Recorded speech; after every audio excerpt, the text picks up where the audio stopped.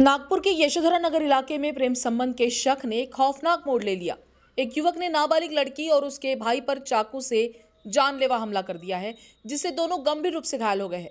Police के अनुसार यशोधरा नगर थाना क्षेत्र में देर रात ये वारदात हुई। आरोपी युवक को नाबालिग लड़की के प्रेम संबंधों पर शक था। इसी रंजिश के चलते उसने लड़की और उसके भाई पर अचानक चाकू से हमला कर दिया। हमले में दोनों को गंभीर चोटें आई, जिन्हें तुरंत मेयो अस्पताल में भर्ती कराया गया है, जहां उनका इलाज जारी है। वहीं इस घटना की जानकारी मिलते ही यशोधरा नगर पुलिस ने मामला दर्ज कर जांच शुरू की और फरार आरोपी को कुछ ही समय में गिरफ्तार कर लिया गया है, जहां पुलिस आगे की कार्रवाई कर रही है। शनिवारी रोजी रात्री 10 वाजताच्या सुमारास नियंत्रण कक्षाकडून एक कॉल प्राप्त झाला होता। एका इसमाने चाकूने एका मुलीला व मुलाला मारून जखमी केलेला आहे। सदर घटनास्थळी भेट दिली असता प्रथमदृष्ट्या ही माहिती प्राप्त झाली की आरोपी नामे कुणाल संजय संतापे याने त्याच्याच घराशेजारी राहणारी 16 वर्षीय मुलगी व तिचा भाऊ यांना चाकूने मारहाण केलेली होती।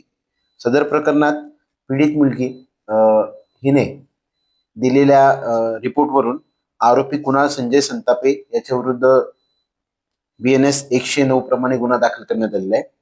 यातील आरोपी व फिर्यादी पीडित मुलगी हे एकमेकांच्या घराशेजारी राहणार आहेत। त्यांची एकमेकांच्या घरी जाणे येणं होतं, त्यातून त्यांची मैत्री व प्रेम संबंध सुरू झाले होते।